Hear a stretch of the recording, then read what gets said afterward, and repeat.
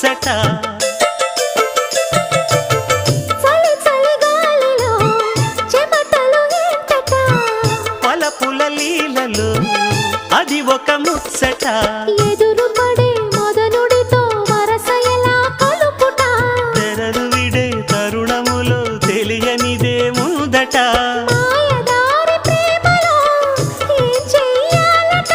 మోయలేని హాయిలో ఒళ్ళోకొస్తే చాలంట బయట కొంగు ఎంతో మంచిది జారుతున్నది